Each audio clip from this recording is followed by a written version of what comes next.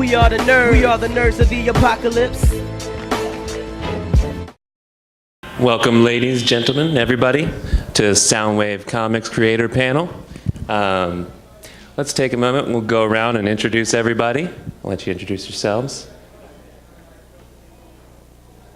I'm Christine Brunson. I'm a comic book writer and colorist. I self-published Undead Norm and Bittersweet Sentinels with J.D. Benefield, and I've also colored Amazonia for Exigency Studios, and I color Amazing Age.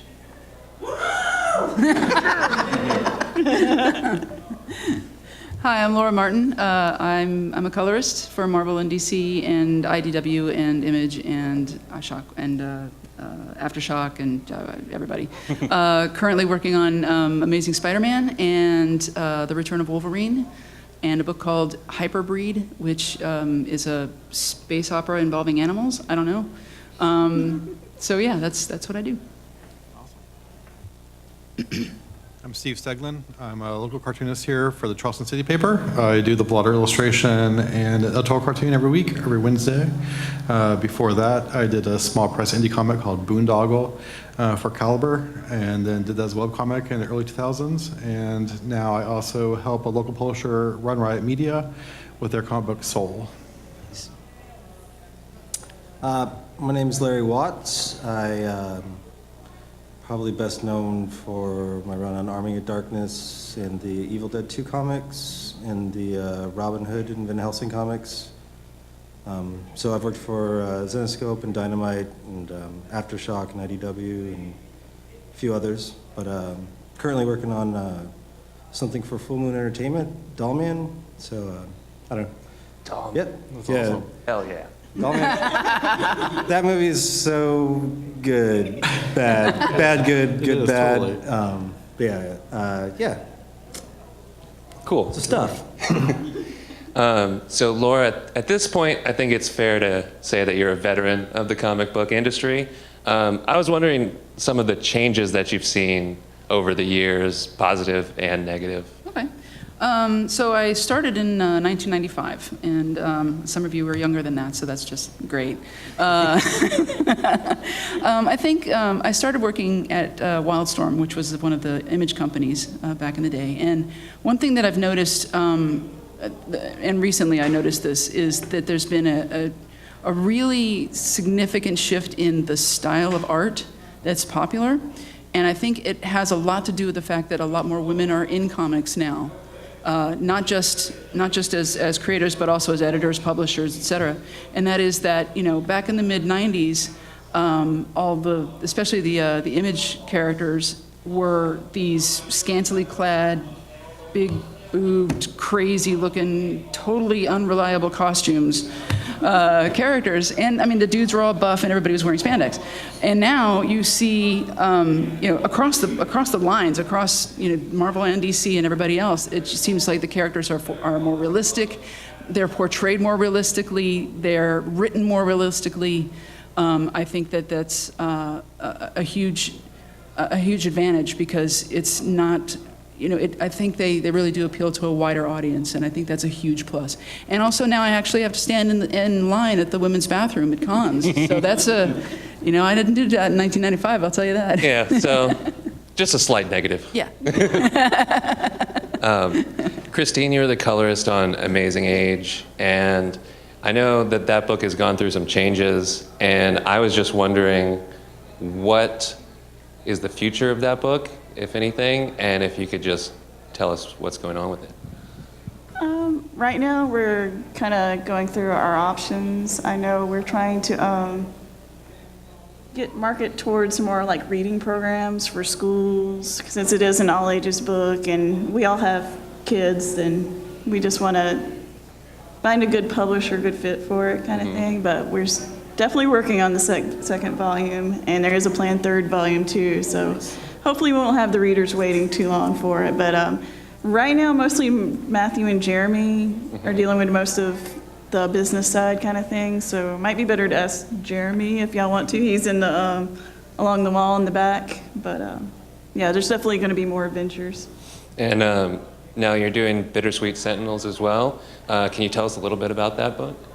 Well, it's about a teenage girl named Cecilia. She's going to high school, doing the high school things, helping with the theater program, and then she has this spider that comes along and gives her the powers of the magical girl Fairy Floss, and she has to defeat the evil rot before it destroys the world. So, Cool. nice little love letter to magical girls, Sailor Moon, stuff that I adore. That sounds really fun. Larry, you've done a lot of work on horror comics. Have you always been a horror fan? Is that something that you grew up loving? Yeah, I'm a pretty big fan of bad horror, good horror. I would say I kind of steer away from like torture type, like Eli Roth type stuff. Right. But if there's like a little bit of humor in it, I really dig it. I don't know. It's kind of weird thinking back that my parents would let me watch like Puppet Master when I was in like middle school, maybe. But I love that stuff. I don't know why I don't know. I keep getting put on books with like zombies and gross stuff. It's not like an intentional choice, but it's really hard for me to say no to books like that. Yeah. So yeah, I mean, when I heard that Full Moon Entertainment was like doing comic books, I literally like reached out to them and I was like, hey, I really like your stuff. I've liked it since I was a kid. I'm around, you know? Yeah. So, yeah, definitely, I'm into it, you know, for sure. But I also, you know, I'd love to do an all-ages book someday. Yeah. Cool. Now, Steve, you work primarily now on short-form comic strips. What do you like about that format, and what are some of your inspirations? Yeah, well, when I was a kid, comic strips were kind of like my first kind of foray into sequential art. So I definitely grew up, you know, studying Charles Schultz and kind of migrated to like Berkeley Brust and Walt Kelly's Pogo. And both those, you know, latter two found ways to kind of cover political topics, but in a way that kind of worked at different levels. And regardless of your political spin and angle, you might find a humor, you know, in the strip. So I kind of try to play with that and make the joke funny no matter which side of the aisle you're on. And definitely, I think that I've definitely grew up on that whole little, that, you know, it's very short form, like you said, right? So beginning, middle, end, punchline, boom, that kind of pattern. And when I did Boondoggle, you know, I did start off Boondoggle doing it as a campus comic strip when I was in college. And when I graduated, you know, wanted to do something with the characters, so I just kind of followed the footsteps of Jeff Smith, who took Thorn into Bone, and kind of did that same sort of jump to indie comics. But even then, I kind of structured each page almost like a strip that was self-contained, but then one page, you know, one strip fed to the other, essentially. So definitely I think that I love that kind of instant kind of 1, 2, 3 punch, and then that rhythm and beat that goes on. Yeah. And now I've read some of your stuff, and it does seem like no matter what side you're on, it definitely seems to skew or sort of take shots at both sides. But have you ever had any backlash from that? I get backlash every week. Especially now with the culture that we're in, where everything's so polarized. You know, there's all the web comics are, you know, all the comics are in the published, you know, weekly edition, but it's also online on the website. And that website has a talkback forum, and it's no stranger to go out there and find comments. And you know, some comments are very deliberate and thoughtful and kind of give, you know, their spin. Other ones are pure on just rants or conspiracy theories or just your strip sucks. I'm like, all right, that's great. So, Thanks for sharing. exactly. Laura, walk us through your collaboration process. Okay. Okay, so since I'm the colorist, I'm the last in line. Between the whole team would be the writer, the penciler, inker, colorist, letterer, and the letterer and colorist work on the files at the same time, so technically we're both at the end of the line. The first step, of course, is the writer writes the script, sends the script in, editorial, you know, makes sure it's good. And then the script goes to the penciler, and we get copies, the inker and the letterer, of course, get copies of the script. Marvel's recently been doing more of a plot thing where they're writing the plots out and then doing the dialogue later. And this is something they've played with before, but most of the time we get a full script. In there should be everything I need to know when I see the artwork. So the penciler goes and pencils the pages. He or she sends them digitally or physically to the inker, or inks them themselves sometimes. And then I get the digital files. I don't see the actual pages myself. So everything's digital. It's been digital since I started. I work in Photoshop, and essentially I refer to the script, check the line art. If I have any questions, I'll send a question out to the team and say, hey, forgot to mention if this is day or night. Good to know if that circle in the sky is a sun or moon, or whatever the case is, or if there's reference that they want me to use for something, if they were inspired by a particular scene from a movie or something, send me a JPEG. I love information. Give me what inspires you, and I will churn it back out at you. And yeah, it takes me anywhere from a couple hours to 8 hours to color a page. I try to do several pages a day.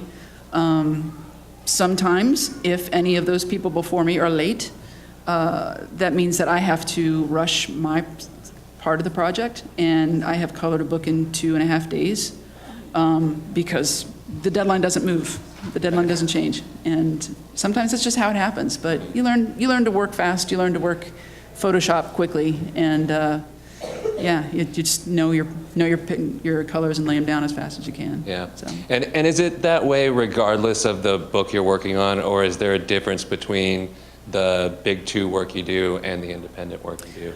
The independent companies, Image and IDW and such, they give me a lot more, they give the whole team more time overall. With the Marvel and DC stuff, they're promoting stuff so quickly that's coming out so soon that you have to hurry up and get it done. So there's not a whole lot of wiggle room in there in terms of, oh, we can work 6 months ahead or anything. For some reason, they don't let us, and I don't know why that is. But yeah, so I get more time, generally speaking, on the smaller press stuff, yeah. Okay. And Larry, I'm interested in, you're working a lot in the independent field, but you're still working in very big, popular properties. What is that like for you?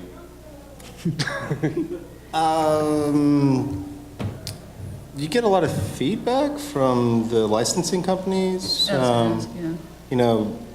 What was actually kind of interesting was going from working with Dynamite on Army of Darkness to working with Space Code with Evil Dead 2. You couldn't mention, there's things in Evil Dead that we weren't allowed to put in Army of Darkness. Right. And then there's things in Army of Darkness that we weren't allowed to use in the Evil Dead stuff. But to me, it's all the same.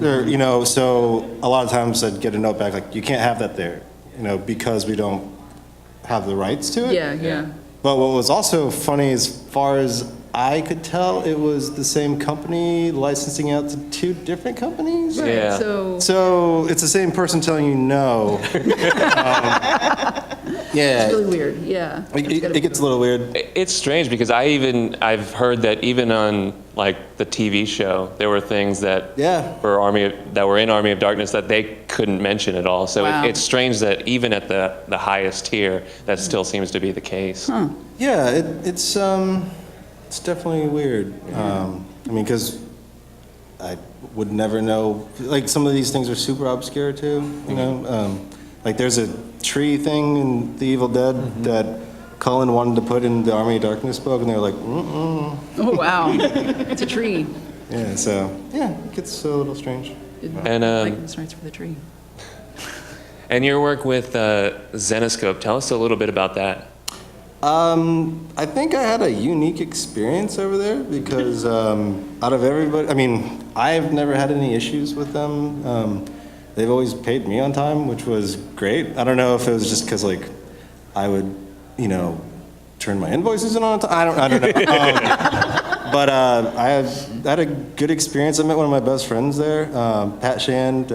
We worked together for a super long time, and I just saw him a couple weeks ago. He's probably one of my best friends in the world. and we just got to know each other from working with each other for a couple years straight. So I think like I had a really different experience than most people do over there. I think I was one of the only people to have like a long run on a book over there too. Yeah. So, I mean, overall, it was pretty cool. I felt like I really got to cut my teeth over there because I went from kind of hanging around doing independent stuff and to getting shoved on a monthly for a couple of years. And that's a totally different experience than like having like a couple months to draw a book to like you have to draw a book every month. Yeah, and, a page a day. Yeah, it was intense. How did you make that jump? I mean, that sounds like... I had to quit video games. Oh, there. Yeah, I used to like really love this game called StarCraft. Oh, yeah. And like about a week into it, I was like, something's got to give. And then, like that was literally the last time I played that game, which is a bummer. I've bought every expansion since and still haven't played them. Man. Same thing, like I bought all the Batman games for like the PS3, Spider-Man games. Yeah, yeah. And now we're at like PS4 and I still haven't opened them. Yep. I'm like, Yeah. I guess I'm never gonna get to play these games. That's sometimes sad looking at the shelf and seeing, oh, look at all that unopened stuff. But, Yeah. but you know, it's, I keep telling myself like someday I'll get to it. Yeah. But now like we're on the next generation of consoles, and I'm like, okay, it's, now I'm just collecting old games. I just miss playing Guitar Hero. That's all. Yeah. I miss that one. There's That was my game. That was my jam. my friend Nick has like a ridiculous retro game collection. Oh wow. So there's so many things that I want to, get to eventually. I don't know if it's ever going to happen. Now I just watch my kids play games. Yeah, there you go. And I like live vicariously through them There you go. in that arena. So yeah. and now I do want to open up the floor to questions. But first, I was wondering now if someone came up to you that was completely unfamiliar with your work, what do you think would be the one thing that you're most proud of that you would want to show them that encapsulates your entire career, or at least, what you're most proud of? Good Lord. I guess for now, like Undead Norm is really close to my heart, is because it was the first one, my first published comic, and I love doing goofy comedy about zombies and stuff. But I feel like Bittersweet Sentinels speaks more about who I am, kind of thing. I see myself more in each of the girls. There's 5 girls that are on the squad, and I see more of myself in each of them. And all my comic book characters are my little imaginary babies. But yeah, like I feel like the humor and the bubbly stuff in it, and doing what's right for your friends and stuff. I feel like that one probably speaks the most about me. Yeah. This is a tough one. I guess it depends on who I'm talking to. If I'm talking to somebody who is very familiar with pop culture, I'd probably hand them Star Wars. The first 6 issues of the Star Wars stuff that Marvel did, I colored that. So that would be something that they would immediately recognize and understand that this is what I do. If it was somebody who, say, was really into like X-Files or something, then I'd probably hand them Planetary. Or if it was somebody who was really into superheroes, I'd hand them, any number of books that I've worked on, probably Black Panther. Just because it's something that, on a cultural scale, on a social scale, we recognize together, and that would probably be the easiest way to say this is what I do. And buy more of these, by the way, if you're seeing the movies. Cool. Yeah, that's a tough question. I think like Christine, I'd probably say Boondoggle. I want to say Boondoggle because it was such a big part of my life, and especially when I was in my early 20s. But that's the problem is that was late 90s, early 2000s, and a lot of people weren't even born then. So I would say I've been to the City Paper for 14 years now. So I'd say go to the City Paper website and check it out, and you can find a whole archive of weekly strips. Just look at the newer stuff. I like the older stuff now and I want to cringe, but I think it's a nice encapsulation of my evolution as a cartoonist. I don't really know. I guess I'd say the Army of Darkness stuff. but I don't, since it's a licensed property, like I don't really feel that attached to it. Right. So, I mean, I'm working on something with Pat now that I'm like really stoked about, and I think it's probably like the closest thing to like the kind of stuff I'm into. So yeah, I'm excited for that to come out. But We'll have to look out for that. Yeah, it's gonna be cool. It's gonna be all ages too. So like, Nice. you know, I'm really hoping it goes well. Yeah. Very cool. Now, anybody have any questions? I have a question. Yes. I want to ask all of you, do you work digitally or like hand color, hand drawing? How do you work? Yeah, all of you. Start with you. I do both. Okay. I kind of prefer traditional, but digitally kind of helps with the deadlines. Oh, yeah. If I can, I do a lot of like the pre-work digitally, and if I have enough time, I'd like to finish them on paper. Okay. But if there's not enough time, you know, I'm gonna go straight digital. Okay. Cool. Cool. You know, I'm old school, pen and ink on Bristol board. There you go. But then I scan it in and color digitally and do a lot of like letter corrections and kind of kerning essentially Yeah. for my hand lettering and make it all look pretty. So Okay. For all my color work, it's all digital. I just do Photoshop and have fun with that. But sometimes with my comic pages, I guess it depends on what I'm working on and what I'm feeling. I have done some pages where I traditionally drew it, and I don't do a lot of sequential pages, so like this is very rare that I do it with the ink and stuff. But when I take over the duties for Undead Norm, I am going to be doing it full digital kind of thing. But I do like to do rough thumbnails in my notebook first. I've got a question for you. Okay. How's it working with Steve McNiven on the Return of Wolverine? So we're talking about deadlines, remember? Yeah. And having a long lead time on a project? Yeah, no, he ate that. Yeah. That's pretty much it. I'm really digging I- the Windsor feel of it. Yeah. Well, you know, it's funny when on Return of Wolverine, he really wanted that was one of the things that he specified was he says I want to reference Barry Windsor Smith. I want to reference his run on Wolverine, and so I looked up a bunch of Barry Windsor Smith paintings. I looked up the palettes. I really put a lot of work into it. And then Steve was running so far behind that issue 2 was assigned to someone else, and issues 2 through 4 were assigned to Declan Shalvey, who is a fantastic artist but has no Totally similarity different style. whatsoever to style. Yeah. Oh, man. So it's. I get it. Stuff. I love Declan's stuff. I love Steve's stuff. They are completely different styles, and I would color them completely differently. And I actually struggled with this because I'm like, I'm the thing that ties this together visually. Do I stay in this painterly style that I did on Steve, or do I do something that's more appropriate for Declan? So I asked the editors, because I'm like, well, you guys are, you're the ultimate decision makers here. And they were like, yeah, keep doing the painty stuff. And oh my God, it looked hard. It looked so badly overworked. It was like, if you're not familiar with Declan's work, it's very simple, it's very linear. There's actually kind of a lot of Calvin and Hobbes in it. I mean, I don't know, that's sort of the brushy work that he does is very quick and easy.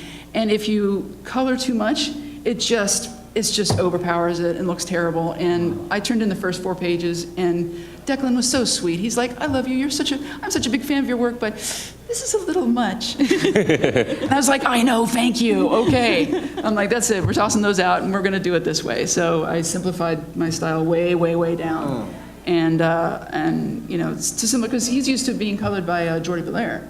And I didn't want to mimic Jordi because that's not cool. But I did simplify my style way down. So we're on the same page. I'm on the same page with Steve with his stuff. I'm on this page with Declan with his stuff, and the editors are just going to have to deal with it. So yeah, that was a switch. Wow. I just love Steve. Oh, Steve's work is beautiful. It's stunning, but he's good. really slow. I'll wait. That's why it takes a while to That's do. why it takes a while. I was like, you sure you're putting on a monthly? Are you sure? Sorry, I'm putting this in. I saw on his Instagram that he does all the the roughs for every panel on a separate page? Yeah, he's got a really weird working It's a really version. tedious Yeah, it's thing, true. yeah. Yeah. It's yeah. one of those that goes back to like, why don't you give us 6 months ahead of time? They Kinda did. They did. Yeah, they did. That actually makes me curious. I mean, do you have situations like that a lot where you're very stressed, whether it's from the time, I mean, obviously deadlines are stressful, but from certain artists who take a long time, or from, at this point, are there any characters or properties where you're like, oh, I need to do a really good job on this or else? Like, do you ever get freaked out about that? Oh yeah. I actually got freaked out on Black Panther, and the reason why, because I didn't know the movie was happening. I had no idea when I started on the series. But first of all, it was Ta-Nehisi Coates who was writing it, who was an amazing writer. He writes for The Atlantic. But Brian Stelfreeze did the first 6 issues or 5 issues, whatever. Brian and I are very, very good friends. We actually share a studio. Brian is himself a guru of color. The man knows color like nobody's business. If you ever wanted to learn about color theory, go to a show that Brian's at and ask him, and he will give you the rundown as fast as he can. So, but they wouldn't let him color his own book because he's also quite slow. So he insisted on having me on the book, and I'm like, oh God, what am I doing? So before we started, when pages started coming in, we went out to lunch, and I sat down with him and I said, okay, tell me what you would like me to do. And he said, I'm not going to tell you anything. Oh. And I'm like, you son of a... So he's like, I'm staying out of your hair. You do what you want. And I'm like, oh my God, now you're killing me. So yeah, I was really, because I wanted to still freeze it up. I wanted to make it colorful and bright and fun, and with his super saturated palette that he uses and everything, and sort of channel my inner Stelfreeze. And I did, and he liked it, and so that worked out really well. But yeah, at first I was like, oh God, I forgot everything that I know. What am I doing? What is blue? I don't know. It was beautiful stuff. I mean, Thank you. Yeah. Thank you. Yeah, it does feel like every time, like the first time you work on a different artist's line art, it's just like, okay, how am I going to do this now? Exactly. Yeah, you do. It's important to take a different approach if you're looking at different types of art. I personally think that's a huge thing. There's some colorists who stick with one style for every single artist they color, and that's great, and they get work because that's their style, like Dave McCaig, Brian Reber. But I personally prefer to adjust my style, so like one is more painterly, one is more graphic, one is more cartoony or whatever. I think it makes it more interesting for me, if nothing else. And I get to try different art styles. So. And Steve, I kind of want to ask you the same question, but from a different perspective. You are putting out stuff weekly. You're dealing with, big ideas and stuff that people take very seriously. Yeah. And ultimately, it comes down to you. Yeah. So not totally. what's that like? And are you constantly freaked out?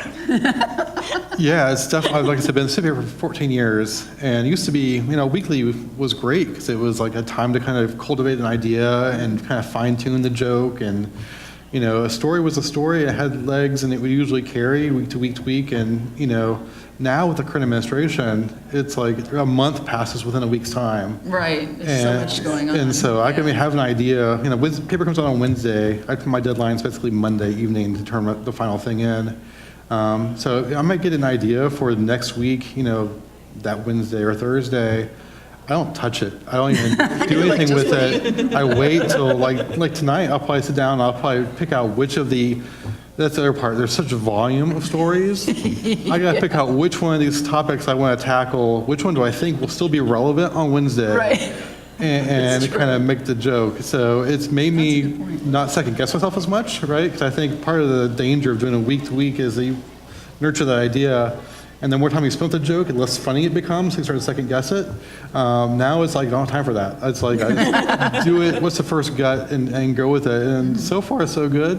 I guess it's the one silver lining out of everything as of late is I've a wealth of material to work with. So Yeah. there you go. All right, I want to give you guys another chance. Hey, what's up? Quick question. Each other questions. Before both Laura and Larry, if you guys could work with anyone in the industry, who would it be? I'd work with Larry. Yeah, I would work with Laura. There we go. Done. She's definitely out of my budget. Oh, man. There's so many, I've worked with so many people, and I would love to work with Mike Mignola, but at the same time, I don't want to take that away from Dave Stubert. He's just so freaking good on him, but man, that would be sweet. I'd like to work with Clive Barker.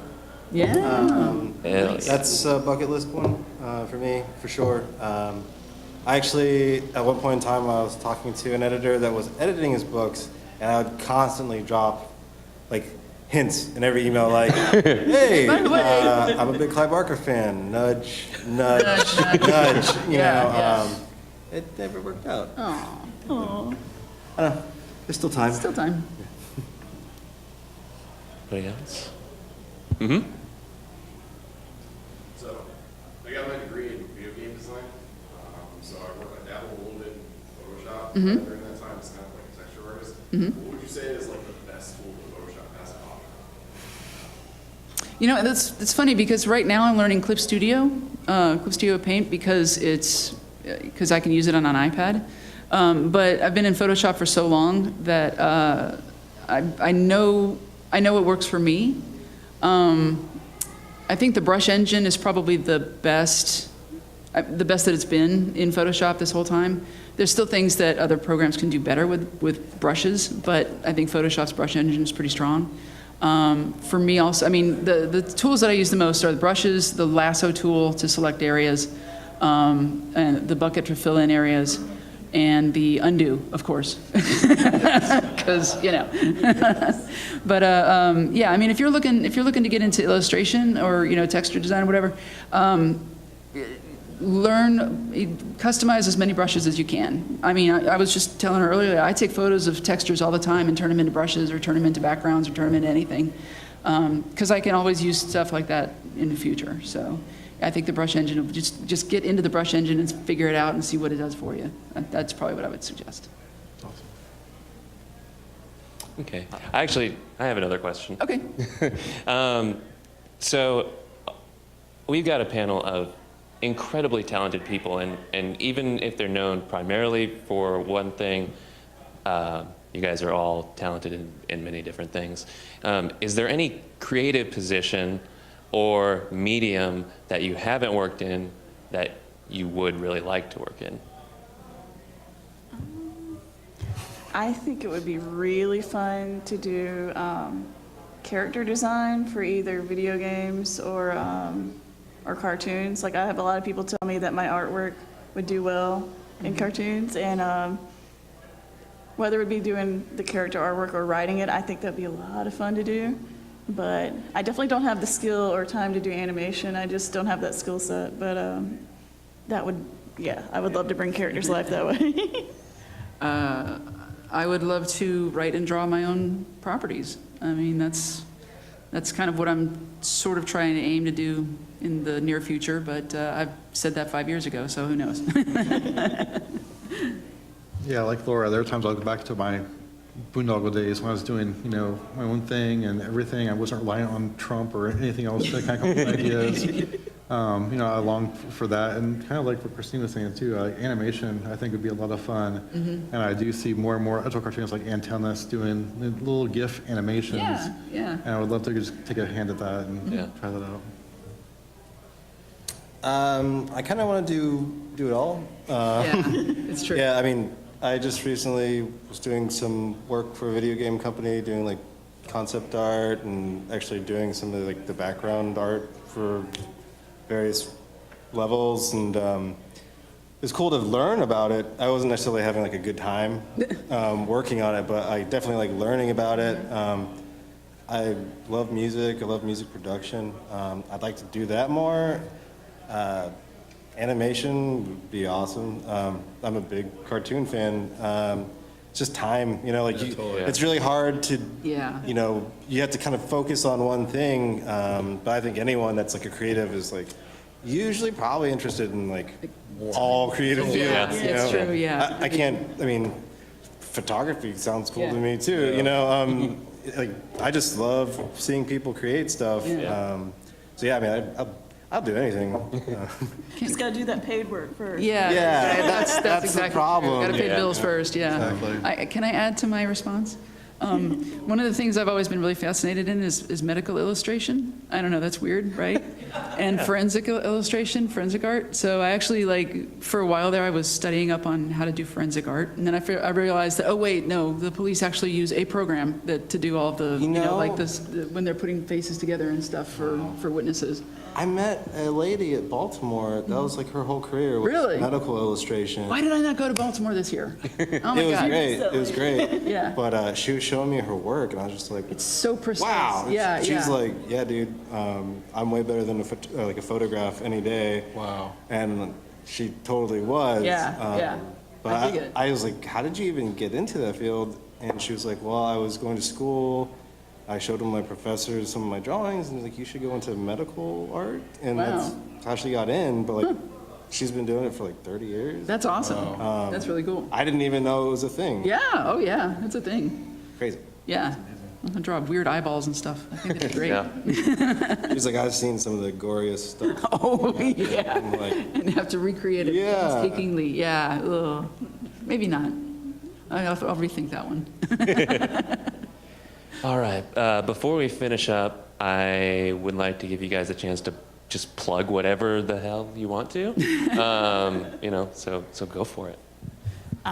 Well, we have Bittersweet Sentinels. I'm working on the second one with that with JD, and we're hoping to have it by the end of the year. I'm hoping to get Undead Norm, the website, updating January, maybe.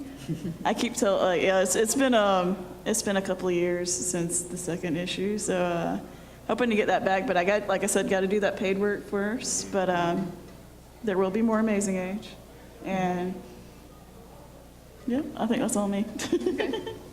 Well, my stuff's pretty easy to find. I color a lot of stuff, so I think if I could get you to look out for anything in particular, it would be a series called Plastic from Image Comics.